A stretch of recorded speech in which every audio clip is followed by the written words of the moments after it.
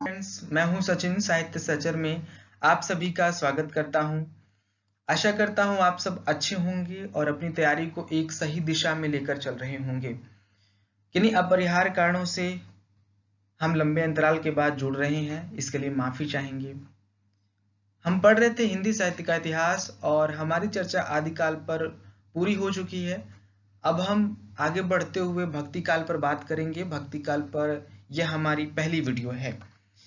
तो शुरू साथियों, आदिकाल को वीरगाथा काल भी कहा जाता है और वीरगाथा काल के बाद भक्ति काल आता है हिंदी साहित्य में। तो वीरगाथा काल के बाद भक्ति काल या भक्ति काव्य क्यों आता है, यह एक विवादित प्रश्न है और मतमतांतर का विषय है कि वीरगाथा काल के बाद सहसा भक्ति भावना का उदय कैसे हो जाता है। क्योंकि जहां कवि वर्ग राजाओं के गुणगान और उनके वीरता के गीत गाया करती थी, वहीं बाद के कविगण ऐसी क्या परिस्थितियां आ गई कि भक्ति और कीर्तन का आश्रय लिया। अनेक विद्वानों के अनेक मत हैं इस पर, हम उन्हीं को आज समझेंगे। तो आचार्य रामचंद्र शुक्ल की मत को हम पहले देखते हैं। भक्ति काल को उन्होंने पूर्व मध्यकाल कहा है और इसका समय इन्होंने निश्चित किया है 13 संवत विक्रमी संवत 1375 से 1700। प्रकरण प्रथम सामान्य परिचय हम देखते हैं। शुक्ल जी कहते हैं, देश में मुसलमानों का राज्य प्रतिष्ठित हो जाने पर हिंदू जनता के हृदय में गौरव, गर्व और उत्साह के लिए अवकाश न रह गया। यानी यह कहना चाहते हैं कि आदिकाल के बाद जो परिस्थितियां घटित हुई उनमें मुसलमानों का भारत पर आक्रमण होता है, जिसके वजह से हिंदू राजाओं के राज्यों पर खतरा होता है और मुसलमान राज्य प्रतिष्ठित हो जाते हैं, यानी विजयी हो जाते हैं। इससे हिंदू जनता के हृदय में जो अपने राजाओं के प्रति जो एक गौरव था, मान था, शान था, अब वो सब क्षीण हो चुका है। अपने पौरुष से हताश जाति के लिए भगवान की शक्ति और करुणा की ओर ध्यान ले जाने के अतिरिक्त दूसरा मार्ग ही क्या था। शुक्ल जी का मानना है कि कोई भी पौरुष जाति अगर हताश हो जाती है तो वह उसके पास अंतिम आश्रय सहारा जो बनता है वो भगवान बनता है। उसी की करुणा का उसे आसरा होता है और वह उसी की शरण में जाता है। और हिंदू जनता मुसलमान शासकों के बाद भक्ति की तरफ, कीर्तन की तरफ बढ़ती है, ऐसा शुक्ल जी का मानना है। आगे कहते हैं, सामान्य जनता की धर्म भावना दबती जा रही थी, उसका हृदय धर्म से दूर हटता चला जा रहा है ना। शुक्ल जी कहते हैं कि एक तो सिद्धों और नाथों ने भक्ति को कम किया।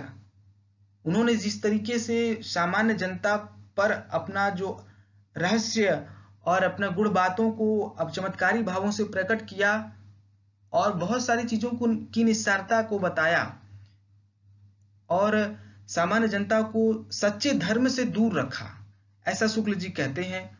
और इस तरीके से धर्म भावना दबती गई और मुसलमानों के आक्रमण से यह एक बड़ा कारण बन गई और लोगों का जो विश्वास था अपने राजाओं पर से उठ गया और उनके लिए केवल भगवान का सहारा बचा। आगे कहते हैं कि धर्म का प्रवाह कर्म, ज्ञान और भक्ति, इन तीन धाराओं में चलता है ना। धर्म किससे बना होता है, धर्म किन पर टिका होता है, कर्म पर, ज्ञान पर और भक्ति पर। इसको इस रूप में व्याख्यायित करते हैं कि कर्म के बिना धर्म लूला लंगड़ा होता है और ज्ञान के बिना अंधा होता है, वह देख नहीं सकता अगर उसके पास ज्ञान नहीं होगा तो। और भक्ति के बिना धर्म हृदय विहीन हो जाएगा। हृदय विहीन ही नहीं, वह निष्प्राण हो जाएगा, उसमें कोई भी प्राण जैसा शेष या वो एकदम जड़ हो जाएगा, निर्जीव हो जाएगा। धर्म के संबंध में यह कहते हैं और कहते हैं कर्म और भक्ति की संपत्ति है। कर्म और भक्ति, यहाँ पे ज्ञान को उन्होंने नहीं लिया है क्योंकि ज्ञान जो है कुछ विशेष समुदाय, कुछ विशेष समाज में किसी विशेष लोगों के पास ही ज्ञान का हक है, तो उनके पास होता है। बाकी कर्म करने का और भक्ति करने का जो संपत्ति यानी अधिकार है वो पूरे जन समुदाय को है, वो पूरे जन समुदाय की संपत्ति है। आगे कहते हैं उनका उद्देश्य कर्म को उस तंग गड्ढे से निकालकर प्रकृति धर्म के खुले क्षेत्र में लाना न था, बल्कि एक बारगी किनारे ढकेल देना था। साथियों, यह कथन ध्यान देने लायक है कि यह किसके संबंध में वो कहते हैं। यह वो शुक्ल जी सिद्धों और नाथों के संदर्भ में कहते हैं कि उन्होंने बाहरी विधानों, तीर्थाटन, पर्व, स्नान आदि की निस्सारता का संस्कार फैलाने का जो कार्य वज्रयानी सिद्धों नाथपंथी जोगियों के द्वारा हुआ, उसके वजह से शुक्ल जी ऐसा कहते हैं कि उन्होंने जिस तरीके से इन सब बाह्य विधानों का जिस तरीके से बहिष्कार किया, उससे उनका उद्देश्य यही परिलक्षित होता है कि कर्म को उस तंग गड्ढे से निकालकर प्रकृति धर्म के खुले क्षेत्र में लाना ही नहीं था, बल्कि एक बार किनारे ढकेल देना था।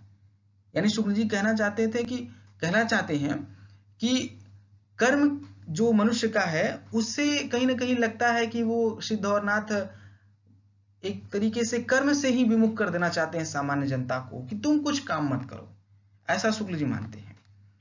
और तुलसी भी कहते हैं गोरख जगायो जोग भक्ति भगायो लोग। गोरख यानी नाथ पंथ ने योग को जगाया, यानी जोग को लोगों में जगाया, और भक्ति को लोगों से भक्ति को भगा दिया। नाथों और सिद्धों ने भक्ति जो थी ईश्वर की भक्ति, उसे उन्होंने पूरी तरीके से खत्म कर दिया। उन्होंने कहा कि ये सब कुछ नहीं है, ईश्वर तुम्हारे भीतर है, तुम उसमें झांको, अंतः साधना के द्वारा उसे प्राप्त करो, कहीं इधर उधर भटको मत, तीर्थाटन मत करो, कोई स्नान मत करो। तो इस तरह तुलसी कहते हैं कि भक्ति को गोरखनाथ ने, नाथ पंथों ने, सिद्धों ने भगा दिया। बाकी भक्ति काल के कवियों ने क्या किया, इसके संबंध में शुक्ल जी कहते हैं कि प्रेम स्वरूप ईश्वर को सामने लाकर भक्त कवियों ने हिंदुओं और मुसलमानों दोनों को मनुष्य के सामान्य रूप में दिखाया और भेदभाव के दृश्यों को हटाकर पीछे कर दिया। ईश्वर का जो एक प्रेममय रूप है, हमारे भक्त कवियों ने, हिंदी के भक्त कवियों ने सामने लाया, उस रूप को सामने लाया। हिंदुओं और मुसलमान दोनों के लिए एक जैसा कहा कि ईश्वर हिंदू और मुसलमान दोनों का एक ही है ना। और जो भेदभाव था कि तुम ही ईश्वर को मानोगे, तुम एक वर्ग मानेगा ईश्वर को, एक वर्ग नहीं मानेगा, भक्त कवियों ने इस भेदभाव को मिटा दिया, सब चीज को पीछे छोड़ दिया कि ये सब गलत बातें हैं।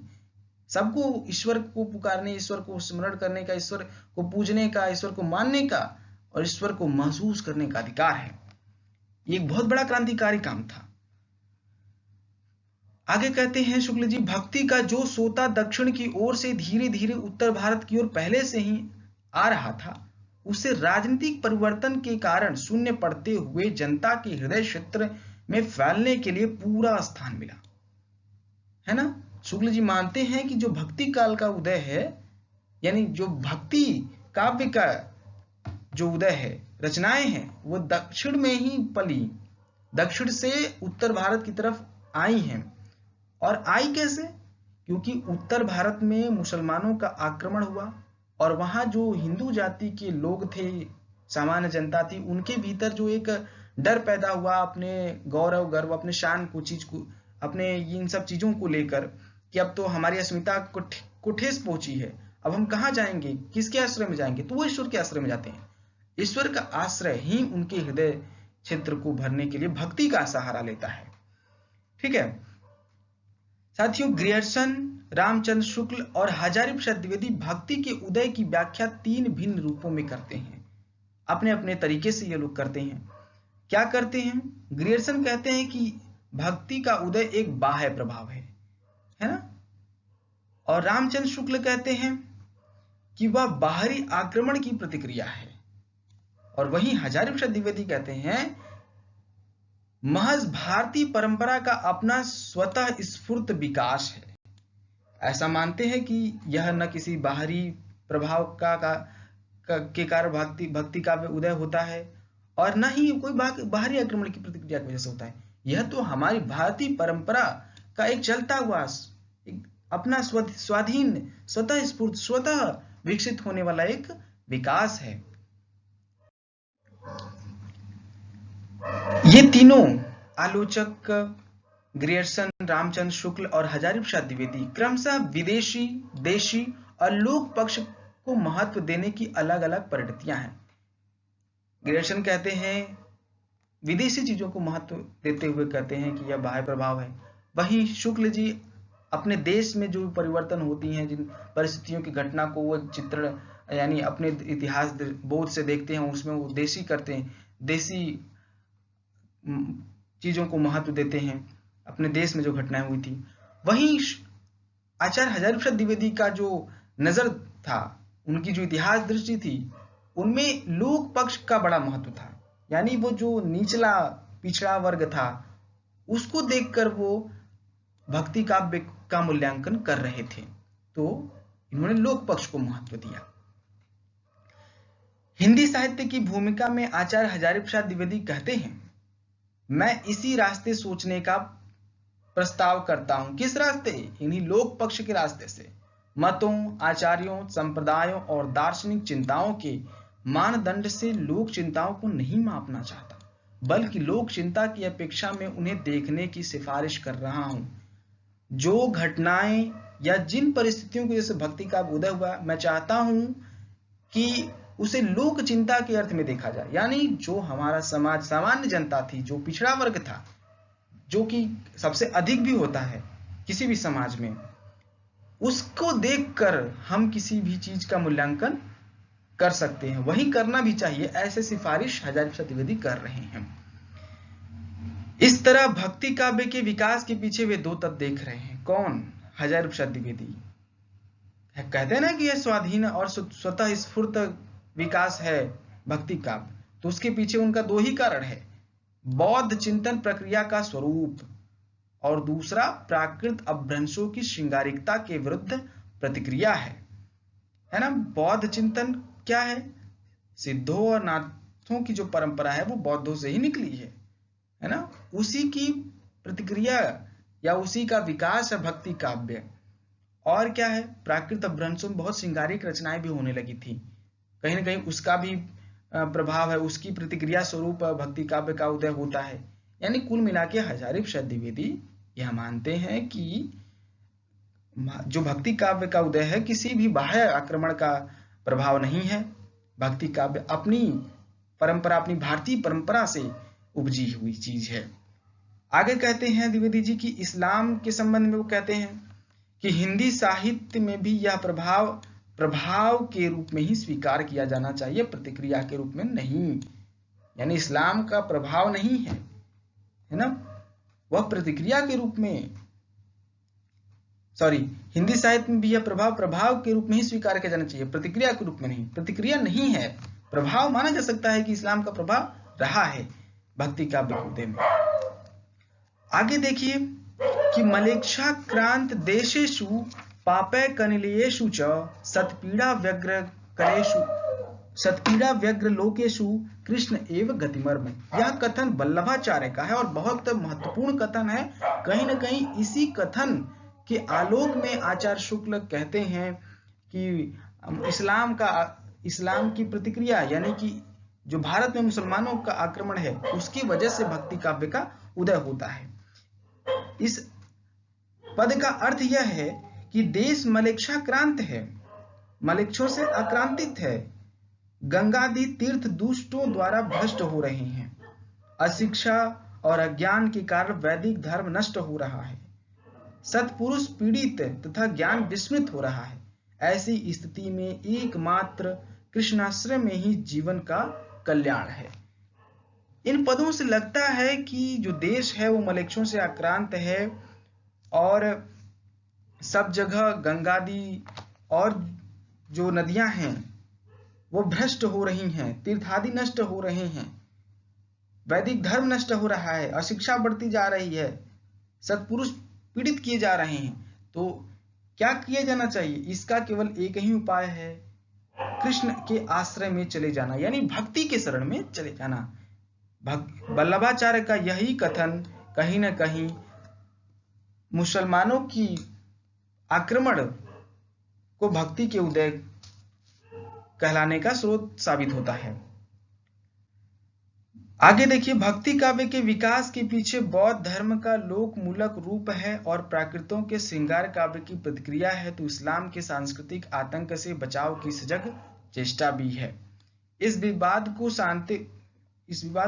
शांत करते हुए आचार्य शुक्ल और आचार्य द्विवेदी के विवादों का समन्वय करते हुए रामस्वरूप चतुर्वेदी कहते हैं कि दोनों ठीक है। आचार्य शुक्ल जैसा कह रहे हैं कि भक्ति काव्य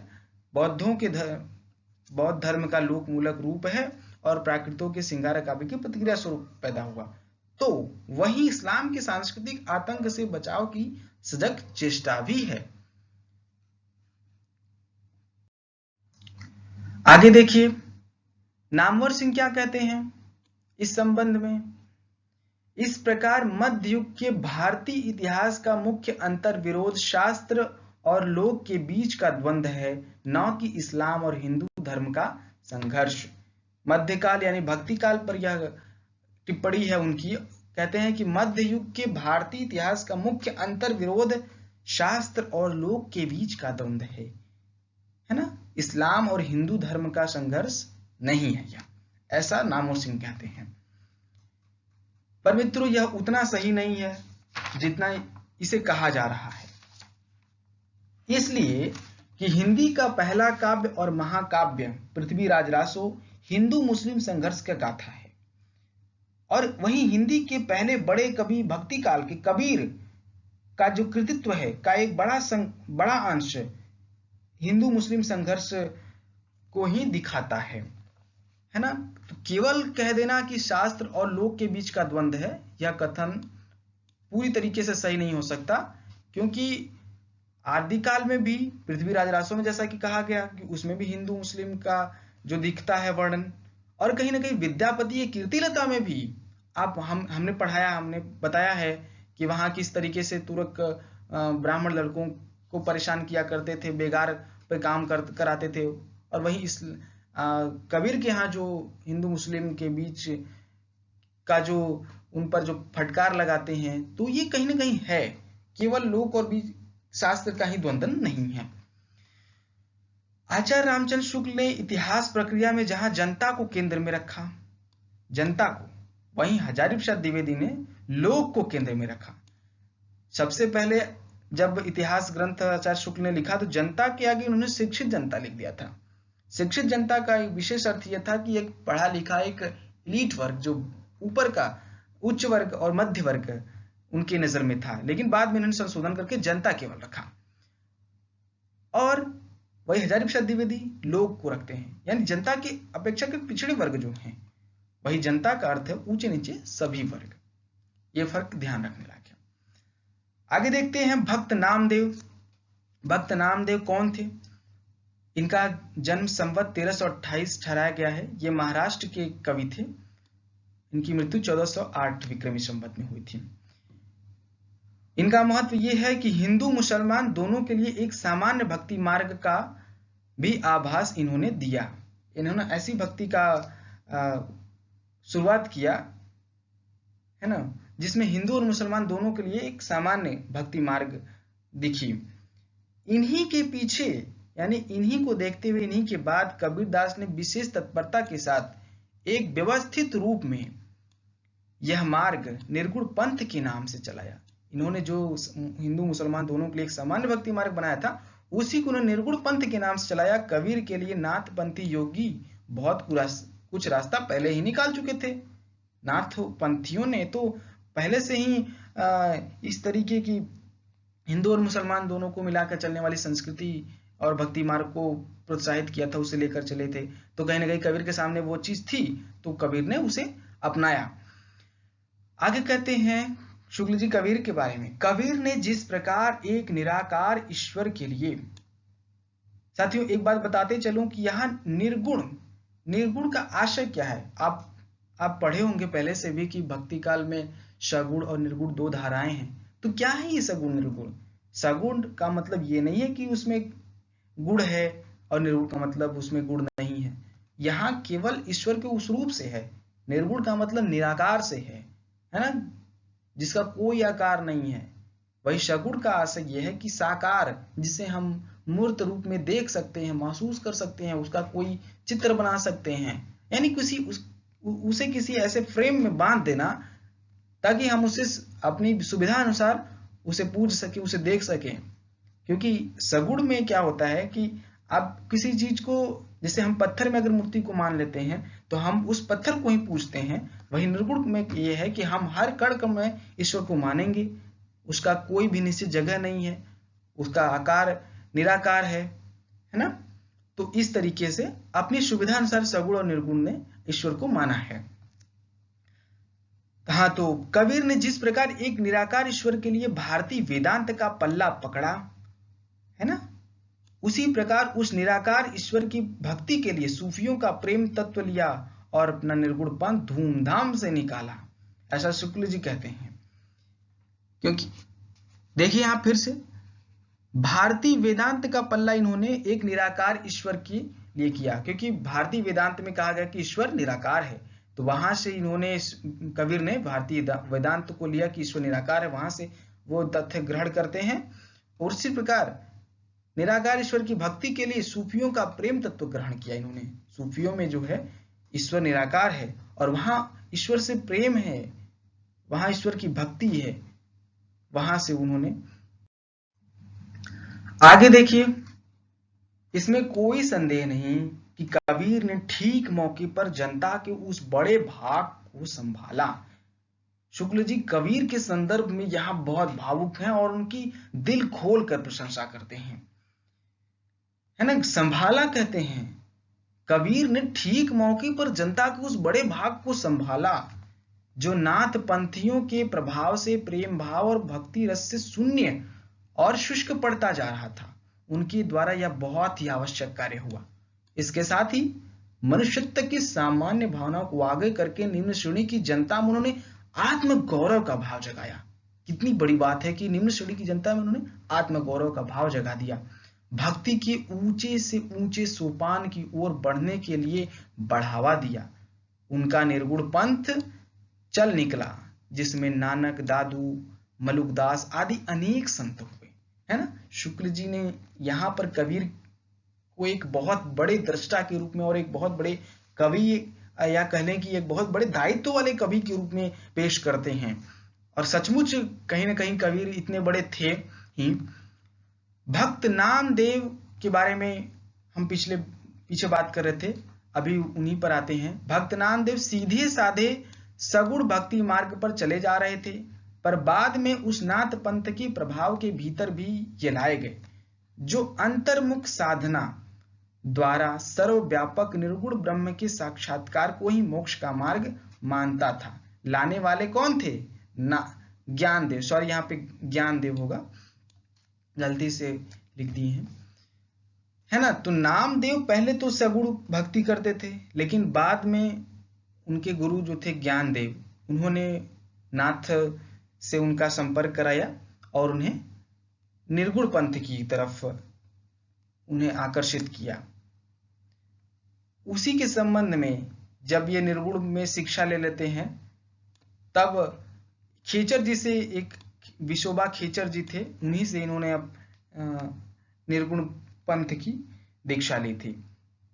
उनका एक पद है, मन मेरी सुई तन मेरा धागा, खेचर जी के चरण पर नामा सीपी लागा। ये गुरु को व्यक्त करती हुई, गुरु के प्रति आदर व्यक्त करती हुई यह पंक्ति है नामदेव की। बहुत महत्वपूर्ण पंक्ति है, इसे याद रखिएगा। सुफल जन्म मोको गुरु कीना, दुख विसार सुख अंतर दीना, ज्ञान ध्यान मोको गुरु दीना, राम नाम बिन जीवन हीना। यहाँ पर उन्हें राम नाम का जो मंत्र मिल गया है उसका वो जप करते हैं।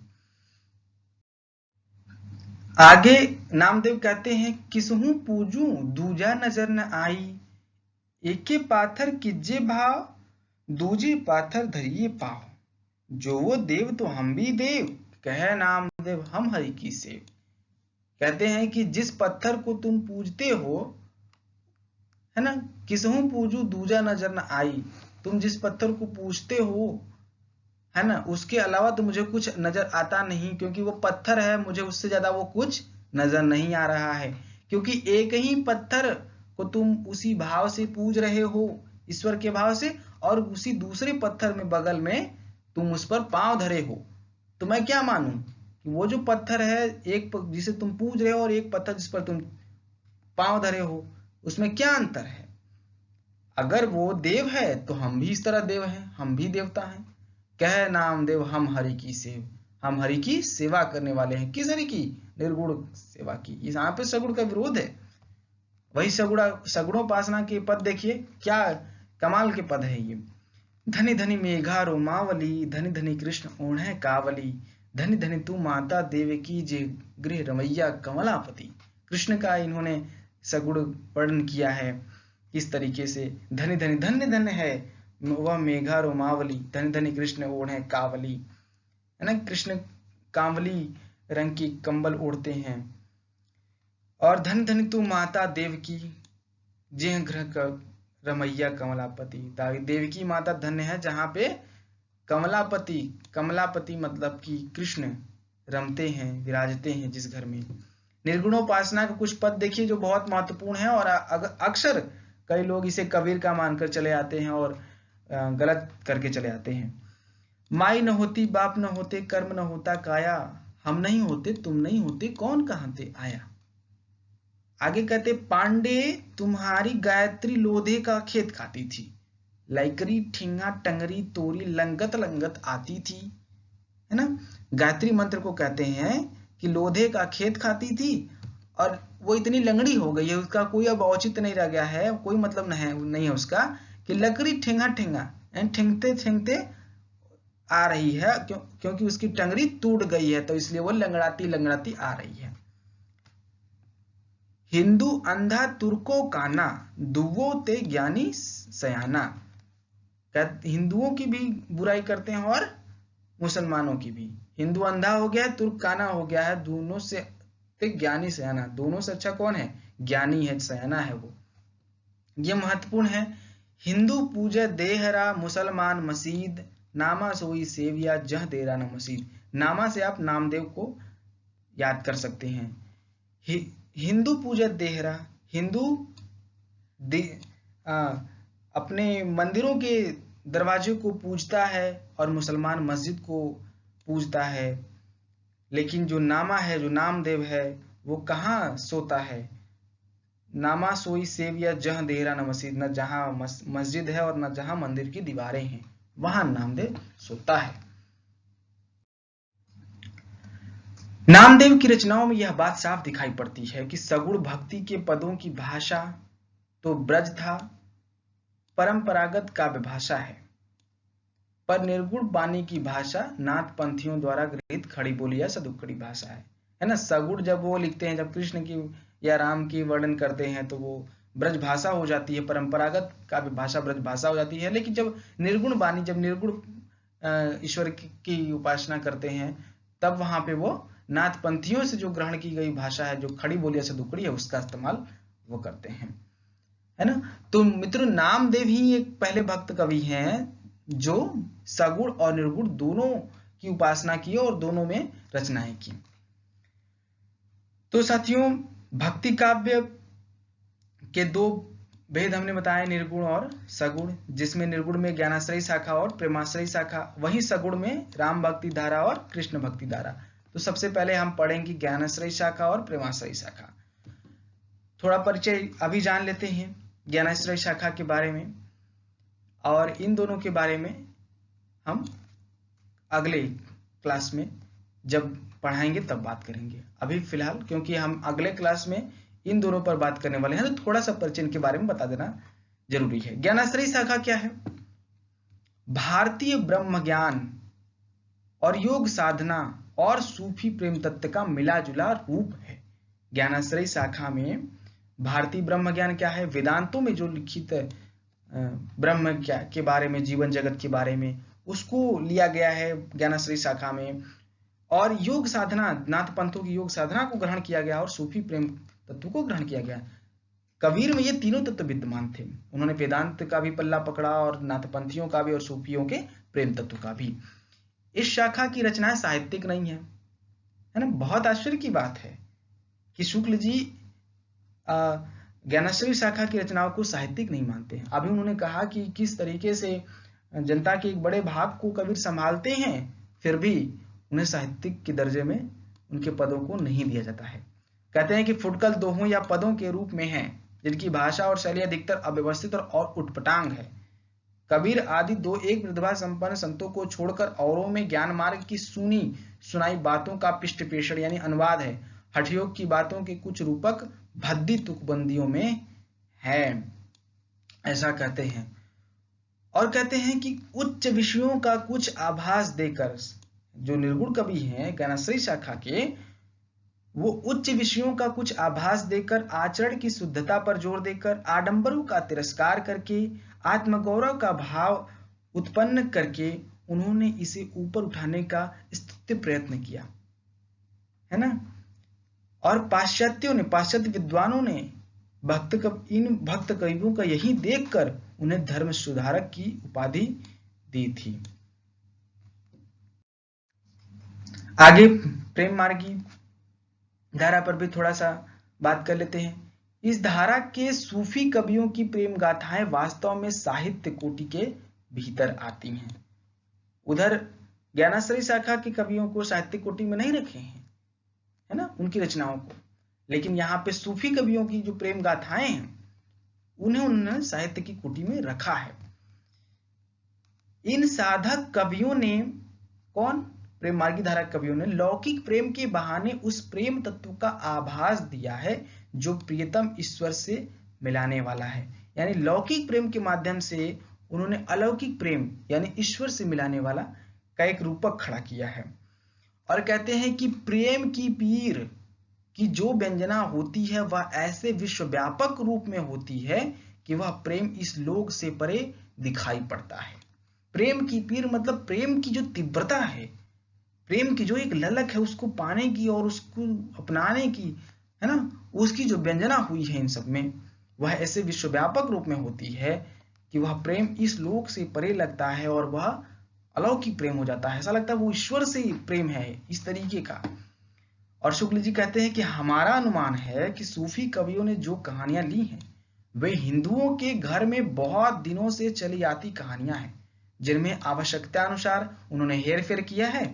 कहानियों का मार्मिक आधार हिंदू है ना। हिंदू का मतलब है हिंदू व्यवहार, हिंदू संस्कृति। मनुष्य के साथ पशु पक्षी और पेड़ पौधों को भी सहानुभूति की सूत्र में बद्ध दिखाकर एक अखंड जीवन समष्टि का आभास देना हिंदू प्रेम कहानियों की विशेषता है। मनुष्य के घोर दुख पर वन के वृक्ष भी रोते हैं, पक्षी भी संदेश पहुंचाते हैं। यह बात इन कहानियों में मिलती है। साथियों, हिंदू संस्कृति में जो एक बहुत विशाल चीज है और जो एक बहुत बड़ी चीज है कि मनुष्य अपने साथ जिन चीजों आसपास के वातावरण में जिनके साथ वो रहता है उनके साथ उनका जो तालमेल है, चाहे वो पशु हो, पक्षी हो, पेड़ हो, पौधे हो, सबके साथ उनकी जो सहानुभूति है। अगर आपको याद होगा कि आपके दादी, आपके दादा जो आपको कहानियां सुनाते रहे होंगे, उनमें पशु पक्षियों और जंगली जानवरों की जो कथाएं थी उनमें वो खुद बोलते थे, पेड़ बातें करते थे, जंगल का शेर बात करता था, सियार बात करते थे, खरगोश बात करते थे। यानी कि ये जो संस्कृति है ना, ये बहुत अपने से बहुत जुड़ी हुई संस्कृति है, अपने आसपास के वातावरण से। यह संस्कृति बहुत बड़ी संस्कृति है कहीं ना कहीं, और उनके साथ जुड़े रहकर अपने को आभास, अपने अस्तित्व को जो उन्होंने निखारा, अगर हम आज उसे भी लेकर चले तो हम एक बहुत उम्दा काम कर सकते हैं। कहीं ना कहीं हमारी संस्कृति आज भी वही है और हम उसे लेकर चलते भी हैं। और आखिरी बात, कवि ईश्वर दास ने सत्यवती कथा नाम की रचना की। या इसकी भाषा ठेठ अवधी थी और इसमें दोहे चौपाई के आधार पर इसे रचा गया है। इसमें 5-5 चौपाइयों पर एक दोहा रखा गया है, याद करने लायक है। दरअसल ईश्वर दास का जिक्र शुक्ल जी ने अपने भक्ति काल प्रकरण में किया है। यह सवाल बन सकता है क्योंकि सत्यवती कथा एक प्रेम, कहीं ना कहीं प्रेमाख्यानक काव्य है और इन्होंने प्रेमाख्यानक वाले भाग में या प्रेम मार्गी धारा में न करने के बजाय इसका जिक्र बहुत विस्तृत वर्णन यानी उसकी जो पूरी कथा है उन्होंने भक्ति काल के सामान्य परिचय में दिया है। बहुत बहुत धन्यवाद आप सभी का। वीडियो अगर आपको अच्छा लगता है तो प्लीज लाइक करें, अपने दोस्तों के साथ शेयर करें और अगर आप नए हैं तो सब्सक्राइब जरूर करें।